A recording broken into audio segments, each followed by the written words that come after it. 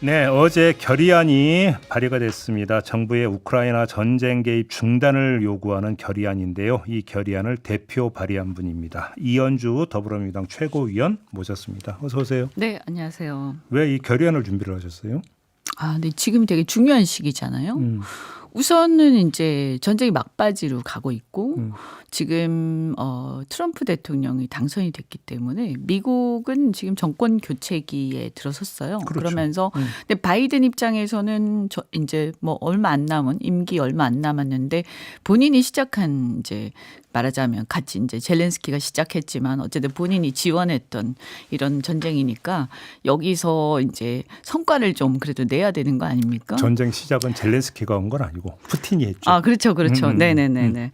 이제 푸틴이 이제 해서 그걸 이제 응해가지고 그렇죠. 그래도 맞상대를 한 거잖아요. 그래서 이제 지원도 하고 이렇게 했기 때문에 여기서 어떻든 간에 최대한 어떤 이 영토 손실이라든가 이런 것들이 없어야 되는데 이 상태로 휴전이 되면 어쨌든 불가피하게 뭔가를 내줄 수밖에 없는 상황도 있을 수 있기 때문에 여기서는 이제 급하죠. 그러니까 더 치열해지는 거예요. 가장 이제 우려하시는 건 살상용 무기 지원하는 거 아니에요? 이걸 좀 제일 그렇죠. 우려하시는 근데 거죠. 이제 문제는 뭐냐면 거기서 우리가 이제 일단 규탄을 하죠.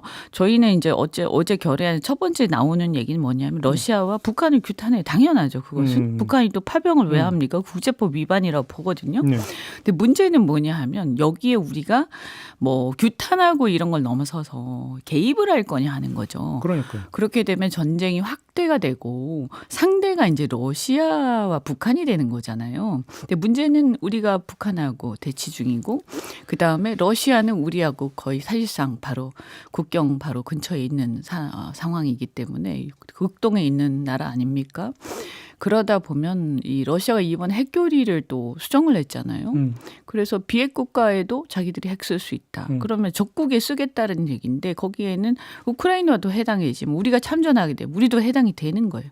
뭐 그게 뭐 쉽게 쓰는 건 아니지만 상당히 위험하기 때문에 남북한 대리전이 우크라이나에서 벌어질 수도 있고 그 불똥이 한반도에 튈 수 있기 때문에 경제에도 엄청난 악영향을 미친다. 지금 현재 미치고 있다 이미. 이런 상황들이. 근데 지금 우크라이나 사절단이 지금 그 방한을 했잖아요. 네. 뭘 요구했는지 혹시 파악하셨어요? 무기 지원을 요구를 했을 겁니다. 아마. 네, 그렇게 또 알려져 있고요. 그래서 무기 지원을 요구를 하고 그다음에 아마 군수회사들을 방문하지 않았을까. 그렇게 주장하세요? 네. 지금 일정이 좀 공개가 안 되고 있습니까? 네. 사절단 일정이 공개가 안 돼요? 뭐 그렇게 이제 저희는 이제 짐작하고 있고 그렇게 이제 듣고 있는데 이런 것들이 이제 공식적으로 확인된 건 아니기 때문에. 근데 이거저거 다 떠나서 트럼프 행정부 출범 후에 어떻게 하는지 보고 뭐를 해야 되는 거 아닙니까? 순서가? 아니 그러니까 바로 그거예요. 근데 아마도 제가 볼 때는 우크라이나 입장에서 트럼프 정부가 출범하고 나면 늦잖아요. 그때는 이미 이제 휴전 협상 시작인데 그러니까요. 그 전에 전황을 좀 더 유리하게 해놔야 되기 때문에 빨리 지금 더 치열하게 붙어야 되는 거고요. 거기 어쨌든 간에 한국이 도와주길 바라는 게 미국은 지금 상당히 이제 소극적이 돼가고 있고 그 다음에 이제 앞으로 트럼프가 이제 취임하게 되면 그때부터 완전히 국면이 달라지고. 그러니까요. 유럽도 슬슬 발 빼는 분위기란 말이에요. 예. 그래서 이제 한국이 만만하다고 생각하지 않을까요? 왜냐하면 그동안에 우정을 과시하지 않았습니까? 아니 그러면 최소한 트럼프 행정부가 공식 출범한 건 1월이니까 네. 아직도 시간이 많이 남아서 그러면 최소한 지금 그 이제 트럼프 진용이 갖춰지고 있으니까 네. 어떻게든지 간에 한 라인을 열어가지고 트럼프 쪽에 지금 그 입장이 뭔지 파악하고 조율을 물밑에서라도 해야 되는 거 아닙니까? 정부 그렇죠. 입장에서는. 당연히 새로운 정부하고 조율해야 되는 거죠. 어떻게 진행되고 있는지 혹시 그 파악되신 내용은 없어요? 제가 듣기로는 굉장히 선을 닿기 위해서 노력 중이다. 그런데 8월 말인가요? 그때 트럼프 주니어 지금의 실세죠. 그 장남이라는. 네. 예. 그분이 한국에 왔었어요. 그래서 그때 이제 모 교회에서 이제 간증도 하시고 굉장히 독실한 기독교 신자라고 개신교 신자라고 하더라고요. 그래서 그때 이제 윤석열 대통령 만나기 위해서 상당히 기다리고 했다. 네. 근데 못 만났어요?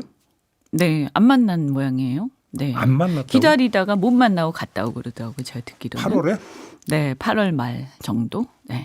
아니 보도도 나와 있어요. 트럼프와 만나면 골프 칠지 몰라서 골프 연습도 했다라는 거죠. 그러니까 말이 안 된다고 저는 생각해요. 아니면 이제 트럼프 그 당시에 좀 정보가 불균형하게 입수가 됐거나 보고를 잘못 받았으면 당연하게 해리스가 될 거기 때문에 트럼프 뭐 장남 만날 필요가 없다 이렇게 생각했는지 모르지만 그러면 안 되죠. 그러면 골프 칠 일은 없고. 네, 그 말 앞뒤가 안 맞는 근데 얘기예요. 잠깐만요. 다시 한번 그 트럼프 주니어가 만나고 싶어 했는데 윤석열 대통령이 안 만났다는 건 팩트입니까? 확인된 겁니까?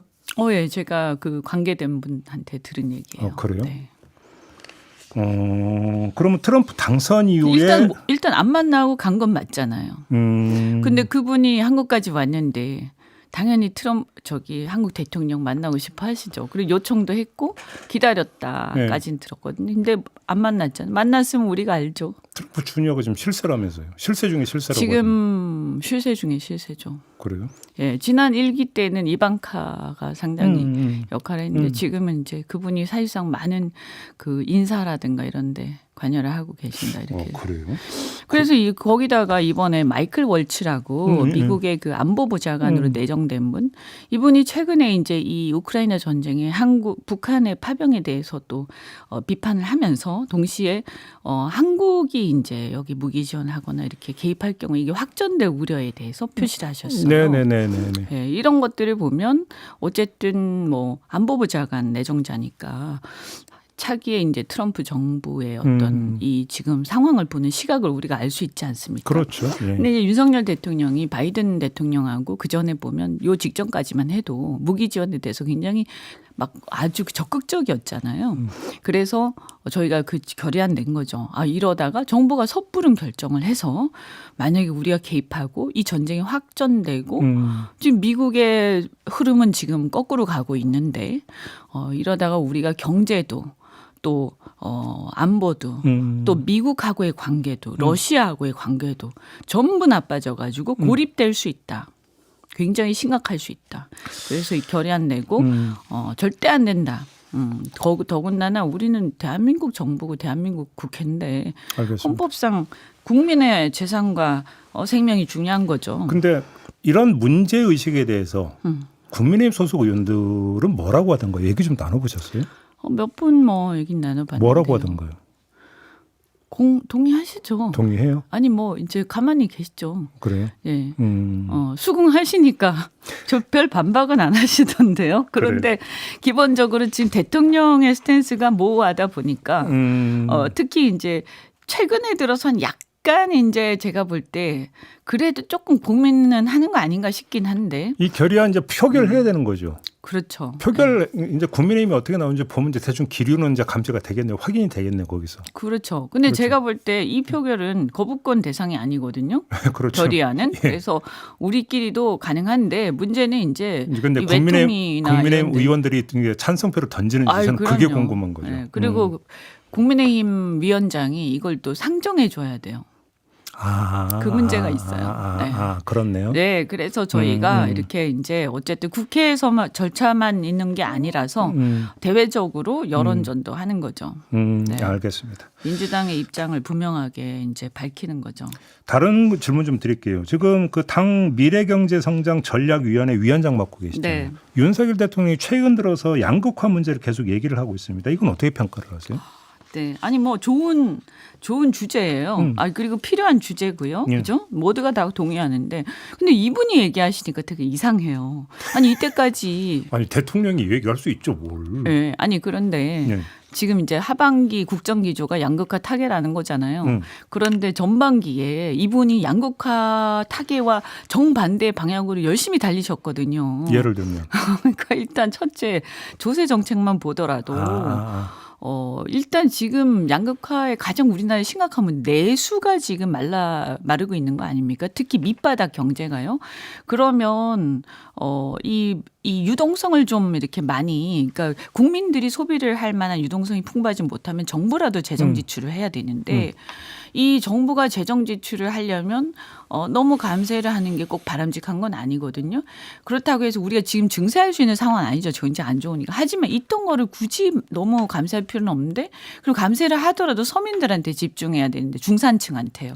근데 근로자들 우리나라 같은 경우 지금 근로자들 중산층 근로자들 같은 경우에는 지금 오랫동안 과세 구간에 보면 우리 과세 구간에 보면 8천만 원 이렇게 쭉 1억 예. 몇 천만 원 있잖아요. 있잖아요. 이게 물가가 계속 올랐는데도 이게 조정이 안 됐어요. 근데 이거는 사실 조정해야 되는데 근데 이제 고액 상속세 이런 것만 지금 조정하겠다고 나오잖아요. 이제 부자 감세만 하고 있다. 네, 그래서 감세를 그럼 하려면 그러면 중산층한테도 해서 유용성을 높이든가 돈을 쓰는 건 중산층들이 써야 되는 건데 그다음에 더 중요한 게 재정이 국민들이 돈이 없어서 소비를 못하면 이럴 때는 정부라도 지출을 해야 되거든요. 근데 건전재정 도구마에 빠져가지고 돈을 안 써요. 그러니까 국민은 돈이 없어서 돈을 못 쓰고 정부는 돈을 안 쓰고. 말따로 정책자로다 이 말씀이시네요. 그래서 지금 돈이 없으니까 마르고 있는 거고 또 하나가 지금 수출이 좀 늘어난다고 뭐 지난번에 정부는 막 얘기하지만 그 수출 그럼 이상하다. 왜 수출이 우리가 잘 되고 있다고 하는데도 이렇게 우리는 가난해지는 거지? 그거 왜냐? 국내로 소득이 귀속되지 않기 때문이거든요. 그럼 왜 국내로 소득이 귀속되지 않냐? 기억하실런지 모르겠는데 바이든 대통령 때요.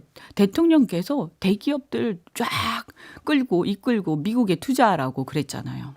그분들이 그래서 그때 보조금 이런 것 때문에 지금 이제 트럼프 들어서면서 굉장히 곤란해지긴 했지만 대형 투자를 하셨어요. 그러면 협력업체들 다 같이 가게 돼요. 그러면서 이게 수출로 벌어들이는 돈들이 국내로 귀속이 안 되는 거예요. 부가가치가 높은 기업들이. 네네. 그래서 이런 문제들이 겹치고 하면서 그러니까 이런 문제 소위 산업정책조차도 국내의 내수가 진작되지 않는 방향으로 간 거예요. 남들은 다 리쇼어링 한다고 난리인데 미국 아무리 눈치를 봐야 된다고는 너무 심하게 대통령이 앞장서서 했단 말이에요. 알겠습니다. 무슨 양극화 타겟인지 저는 뜬금없다. 그러니까 좋은 얘기인데 그럼 이때까지 본인이 그 반대로 달려간 거 반성부터 하고 얘기했으면 좋겠다 이렇게 알겠습니다. 생각합니다. 또 하나 지금 논란이 되고 있는 게 가상자산 과세 문제인데 의원님 견해는 어떠세요? 저는 사실은 이제 이게 금투세 할 때 이제 그때 결론을 못 내리고 지금 이제 따로 하다 보니까. 그러니까 당장 내년부터 이게 원래 과세 시행이 되는 거잖아요. 네. 그런데 이제 사실 부과되는 것은 내후년에 이제 부과되고요. 내년부터 이제 신고를 해야 되는 거죠. 저는 이렇게 봅니다. 이게 이제 자꾸 이제 논의가 세금 얘기 나올 때마다 폐지, 감세 자꾸 이렇게 되면 사실 이게 좀 문제가 있어요. 그래서 할 때 다 했었어야 되는데 그럼 이왕 이렇게 됐으니 상황은 이제 만약에 시행을 하게 되면 제가 볼 때는 26년부터 실질적으로 부과가 되는데 딱 1년 동안의 공백 문제가 좀 있는 게 그 해외에 그 정보가 공유가 안 되는 문제가 있어요. 다만 해외에서도 과세를 하게 되면 조세 협약에 의해서 공유가 사실은 돼요. 그래서 아주 일부 그런 문제가 있는데 이런 문제들은 저는 그 손실액 2월 공제를 하게 되면 어느 정도는 이게 좀 이렇게 완화가 된다. 일단 시행을 하고. 시행을 만약에 하게 되면 지금 이제 우리 당에서는 저는 사실은 굳이 이것을 시행할 필요가 있냐 이렇게 생각을 하는데 그럼에도 불구하고 이 문제에 대해서는 금투세처럼 강경하게 제가 이거는 유예는 이렇게 얘기하지는 않거든요. 그래서 이거는 만약에 당에서 정책적으로 시행해야 된다라고 한다면 저는 손실액 2월 공제를 해야 된다라고 생각하는 거죠. 그러면 마지막으로 짧게 최고위원회의에서 이 문제 혹시 논의된 적은 있어요? 아직까지는 본격적으로 깊이 논의된 적은 없습니다. 아, 그래요? 근데 말씀드린 것처럼 이런 얘기들이 나왔죠. 이제 캅스 그러니까 그 정보 공유 문제가 어떻게 언제부터 되느냐. 그다음에 이 손실액 왜냐하면 이게 자산을 거래를 해서 생기는 소득은 손실이 이제 이득이 나면 소득세를 내지만 손실이 났을 때 그거를 공제를 해줘야 되는 거잖아요. 근데 이제 그 부분에 대해서 이 국민의힘이 문제가 뭐냐면 전혀 세부적인 문제들의 이 세법의 문제에 대해서 전혀 검토를 안 한 것 같아요. 그래서 뭐 폐지 유예는 자꾸 얘기하는데 그러면 이 법안에 어떤 문제가 있는지에 대해서 이걸 그럼 개정을 하더라도 어떻게 개정해서 시행을 할 수 있는지에 대해서 전혀 얘기가 없어요. 손실의 이월 공제는 되게 중요한 문제라고 저는 생각하거든요. 알겠습니다. 여쭤볼 게 많은데 시간이 다 돼서 오늘은 여기까지만 진행을 하고 나중에 다시 한번 인터뷰 기억하시죠? 네, 마무리하겠습니다. 이현주 더불어민주당 최고위원과 함께했습니다.